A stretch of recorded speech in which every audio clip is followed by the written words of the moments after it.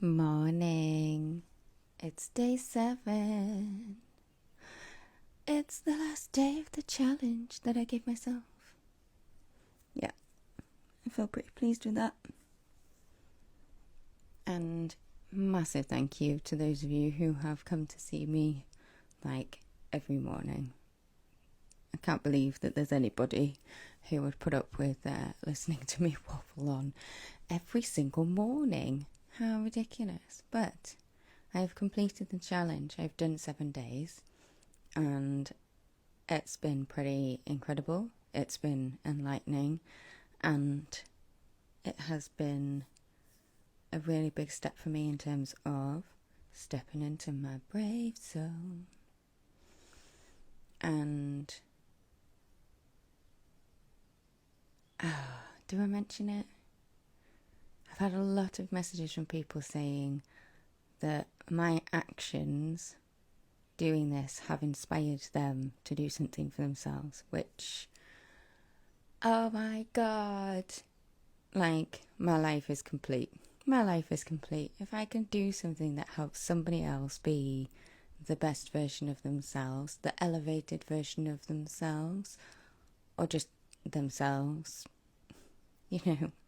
wow, that's amazing. And I've had a proper fangirl week. I've chatted with Ange who is the Dear Heart woman, who is one of my Insta idols, and we've got something coming on Monday. And Ellie from Ellie's Beautiful Mess. She was on my live yesterday and chatted with me. My goodness me. But you do come to realise that actually we're all just people. We're all just people.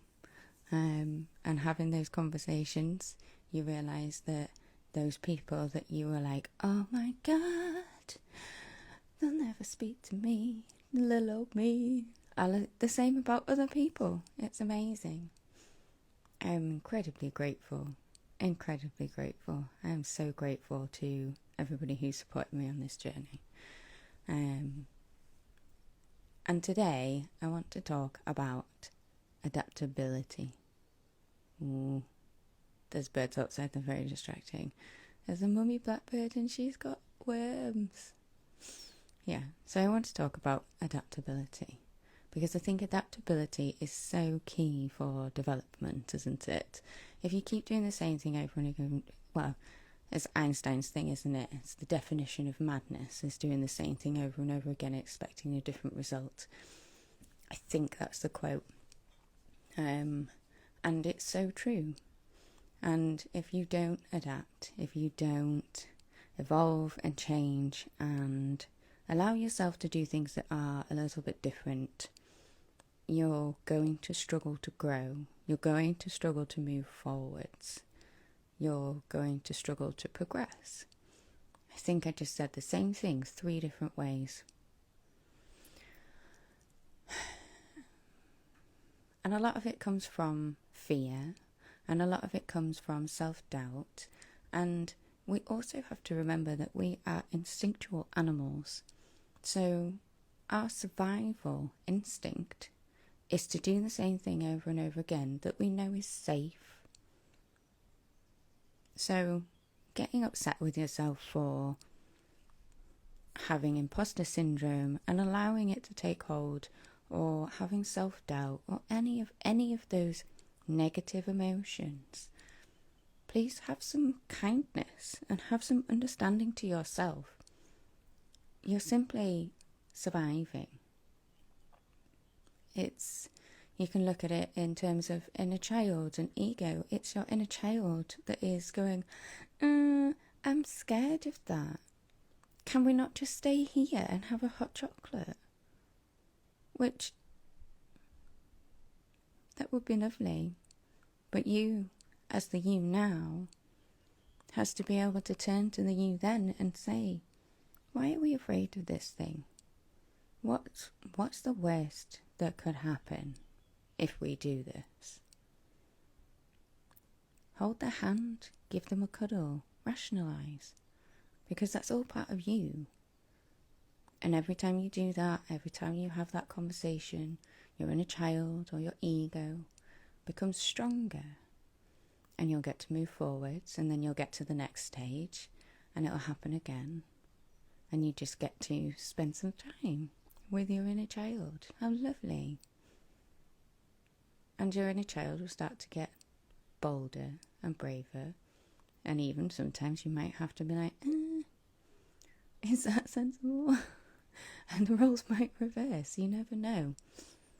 But kindness to yourself isn't staying in one place. Kindness to yourself is having understanding as to why you are feeling a certain way about something, why you have certain behaviours that happen.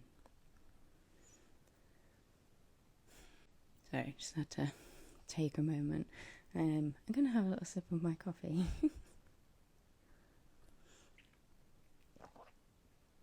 The thing that triggered my thought about adaptability was actually the other day when I put a dress on, and it was just a cheap little dress. It's got pockets, so ding, points. And it's like a turquoise, and it's got fruits on it. It's so not my normal style, but I bloody love it. And I put it on, and I'd bought it at a time when I was smaller, pre-Leon, I believe, and it was really tight under here, and I was like, oh my god, I've got fat armpits. But then I was like, no, you don't. You have a body that went through a thing, and it's changed, and it's adapted, and we love this body. We've done a lot of work to fall in love with this body, and I would be damned if I'm not going to wear this incredible dress that I love, that is perfect for this weather and has pockets. So I adapted it. I got some scissors and I put little cuts and made the holes wider. And it really made me think about it, because I was like, if I hadn't given myself the understanding and worked with my body, with my mind and my body, and been like, this body has done incredible things. It's been a vessel for life. It is a creator, and it went through big trauma. Because that's, pregnancy and birth. It is big trauma. So understandably, it carries some of that with it. And I'm not going to allow myself to feel like crap. Ooh, dinner swears. I'm not going to allow myself to feel rubbishy because the constraints of something that has been made by somebody else don't quite fit anymore. I am going to adapt that thing to fit me, to fit my needs, because I want to wear it and I want to be happy. It's really as simple as that. And then when I went out this morning to go and see the garden and do my earthing, or earthing, as I put on my stories the other day. Oh, I'm having a lovely time earthing. Fantastic. I love the fact that I type things too quickly and I'm like, yeah, that's fine. And then read it back and I'm like, oh, I look like I've been drinking. Our back garden. There's been some major tree surgery done. And I was absolutely devastated about it, because I love those trees. But the ashes had disease in them. They were unwell. They needed to be cut back. The evergreens had a lot of dead and dying branches, and they needed to be cut back. And they will grow back. It happened last year where there was a tree out the front, a conker tree, and it was pollarded, I believe it's called. And I was like, oh my god, it's never going to recover. And it did. And this year, my goodness me, well, last year, crikey, should have seen the amount of conkers. Leon was buzzing. Our house was basically just a giant conker. Still got the spiders though. I think that's just an old wives' tale. Don't think the conker thing is a real thing, but if it makes you feel safer at night, then do it. Why not? There's nothing stopping you. There's nothing to say there's not magic in the power of your thought about conkers stopping spiders coming into your house. And when I went out today, the land didn't feel hurt anymore. And the birds were back. I saw chaffinches, I saw goldfinches, I saw robin, I saw pigeons, I saw jackdaws, I saw all sorts. I can see swallows right now. They are beautiful. Life is back. I saw a family of squirrels all jumping around in the trees. And nature has come back. It has adapted. And it will love what is there for what it is. It will love what is going to be. That they don't know yet what's coming. And I think we need to learn from that as well. You have to adapt, otherwise you're never going to move forwards. Anyway, that's my TED talk for today. I'm kind of glad there's nobody here. I would love to know if you'd like me to carry on. I mean, even if you don't, I probably will. Because I can, and this is my space. Yeah. I hope you have a wonderful day. It's a Saturday. I hope you have a beautiful day. I hope you chase your wishes, follow your dreams.